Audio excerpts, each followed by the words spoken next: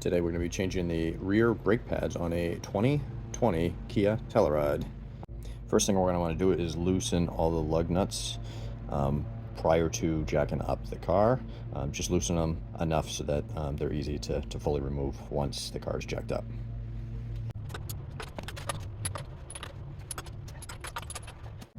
Now that you've got all the lug nuts loosened, you're going to need to jack up the car.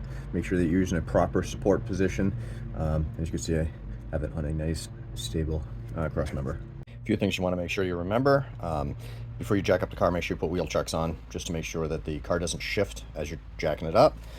So with the front wheels, we have some wheel chocks underneath it. The other thing you want to make sure is that inside the car, the parking brake is off. This is going to be important for when you're removing the brakes. Also, you're going to want to make sure that after you jack it up, you support it with some jack stands. Never trust a jack to hold the weight of the vehicle while you're working on it. So we've jacked the car up just enough so that the tire's off the ground, just enough to be able to clear it. Doesn't have to be a whole lot. And we've put a couple jack stands under as safety supports, and we've left the jack underneath it, so we've got some safety measures to make sure that car doesn't go back down. And now we're going to remove the wheel.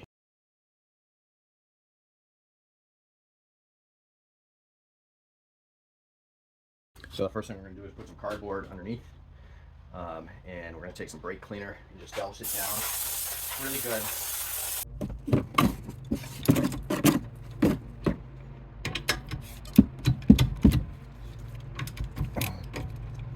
This is a 14 millimeter socket that I'm using, and depending on if these were loosened in the past or what kind of environment you live in, they could be quite stuck. They could also start rusting. So when I put these back, I'm going to put a little bit of lubricant on there to keep them from rusting in there as that rusts.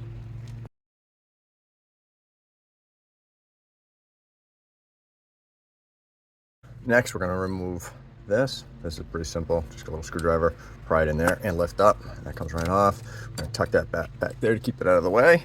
Now we have two bolts, and we have to remove this one here. There's one way down here, which we're going to have to remove. Now these are a little bit more difficult because you don't have as much space to work with. So a long socket like this does not work well. You also are limited in how much throw you have to be able to leverage that. So I'm going to get myself a nice little wrench and some muscle power. And luckily this one's not on there too tight, but sometimes these can be a real pain to loosen up. So you may have to get an extension bar or breaker bar to be able to get in there and loosen those up. And once these two bolts off, this whole assembly comes off. So one of the things you're going to want to make sure is you're going to want to make sure you have some sort of hanger so that you're not going to put pressure on this brake line. So just something to hang it here so the weight of all of that is not hanging on that brake line. I'm going to loosen both those, get down.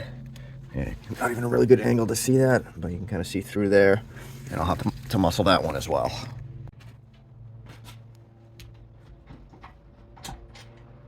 Make sure when you're taking that last bolt out that you're ready, because this whole assembly can drop. Usually they've got a little bit of resistance because the brake pads are still squeezing and holding on, but pull that thing off.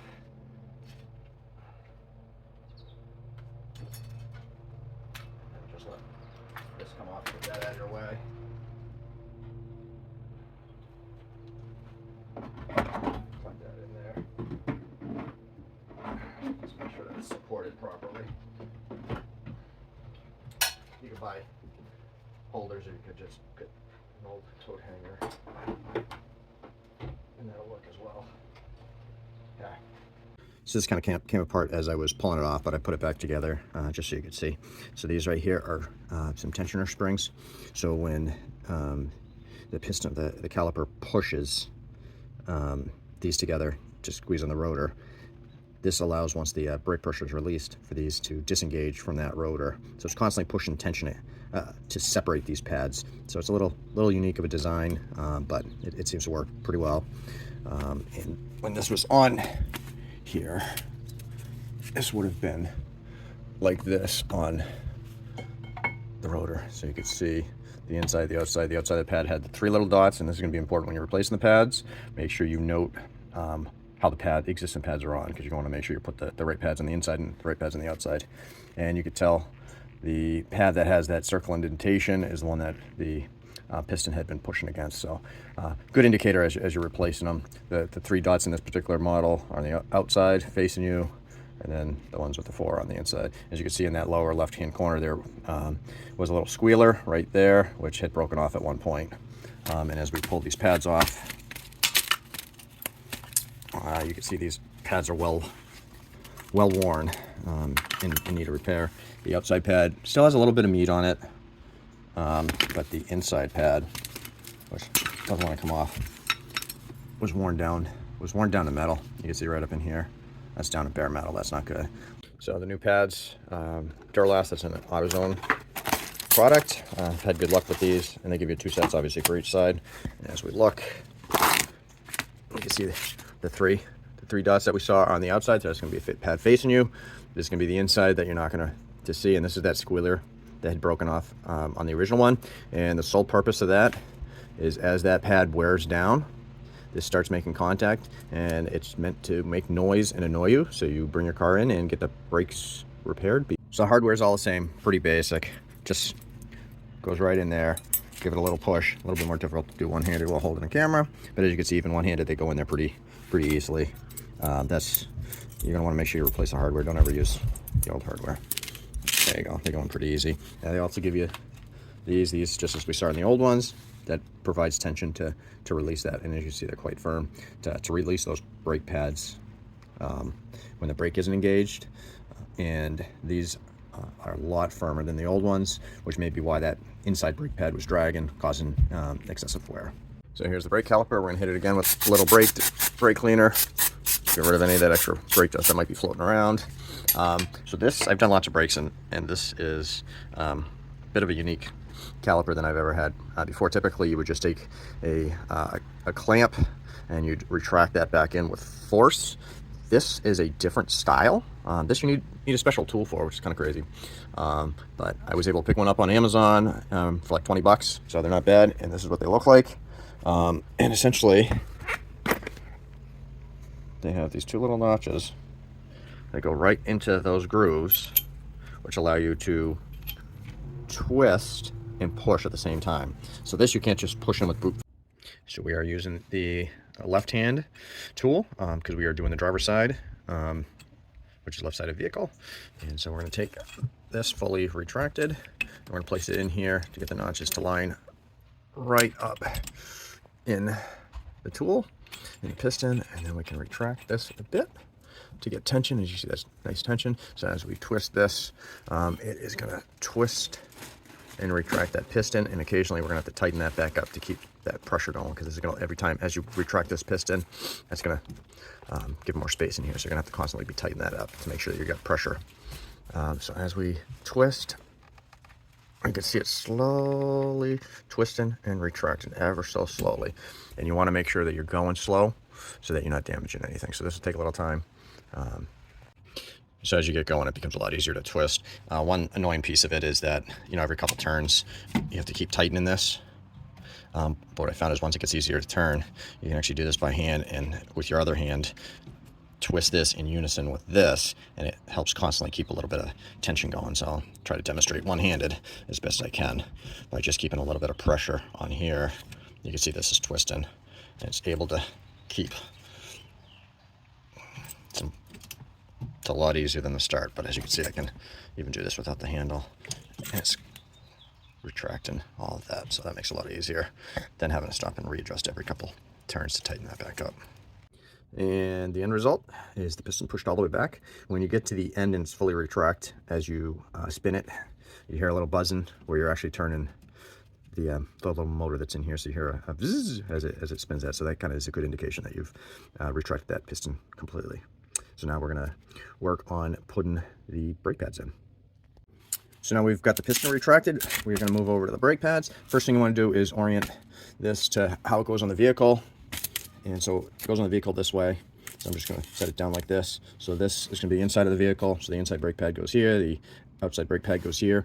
First thing I'm going to do is I'm going to take a look at my slides, see how these go in and out. So as you press the brake, and the piston squeezes, it's actually going to move this whole assembly, and when you retract, it's going to, you want this to have some free play. So you're also going to want to make sure that this is well lubricated. So it's really easy. You could just pull this slide completely out, just to make sure that there's no gunk grime. It should be well greased, relatively clean. I'm going to add just a little bit of grease to that, not a whole lot. You don't want to overdo it, but you do want to, as you can see, there's some grease at the end, but the whole shaft could use a little bit more. So I'm going to add a little bit of grease to that.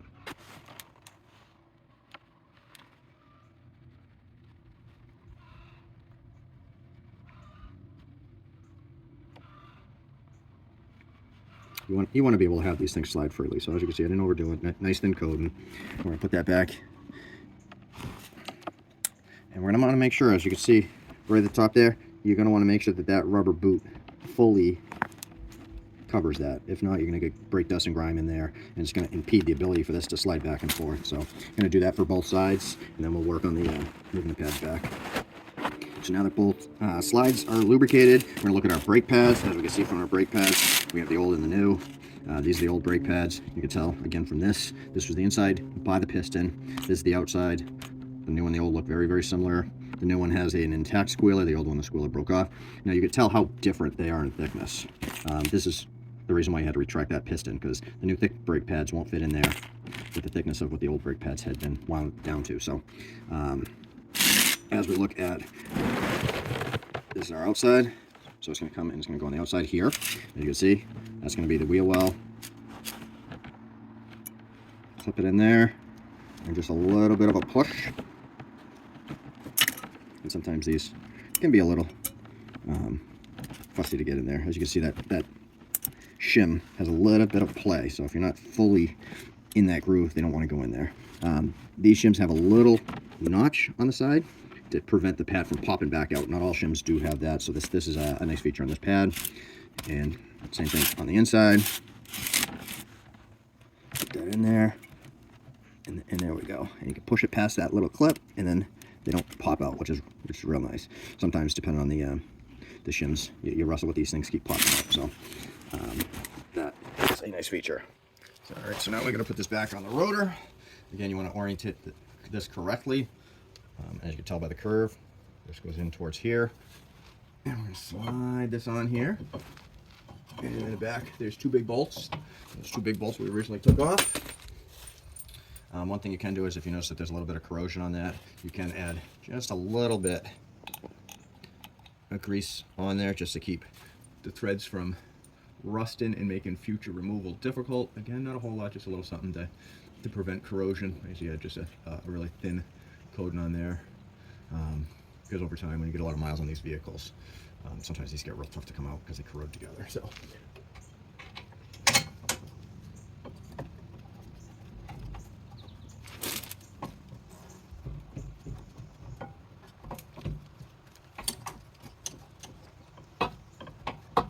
there we go. Grab the other one.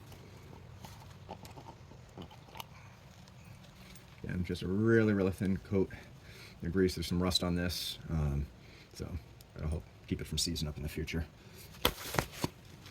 This bolt will go down at the bottom. And you don't have to really ratchet these down right now. You want to just put them so this assembly isn't falling off. So as you can see, that's fully attached right now. So now we can take the rest of this, get rid of our hanger. And that should fit nicely. May have to give these pads just a little squeeze together onto the rotor, and then this slides on like butter. We take our short bolts. You can do the same thing with these short bolts, just add a little bit of grease to keep from corroding.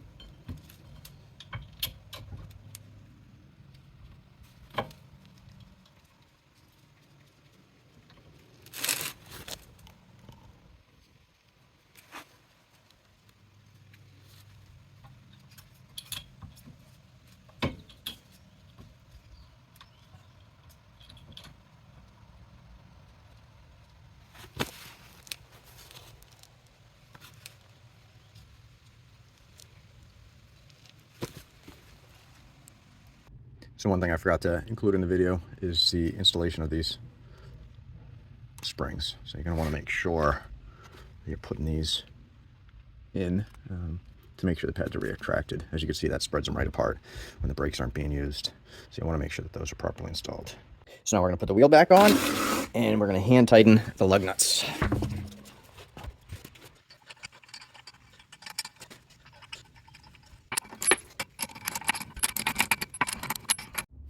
And once the tire goes back on, make sure you tighten all the lug nuts around twice, make sure that they're all tight, and then take it for a test drive. Should all be good. So for about $50 in AutoZone brakes, did a brake job that would have cost over $500 at the dealership. So for about an hour's worth of work, not bad. Worst part about it was retracting that brake piston back in.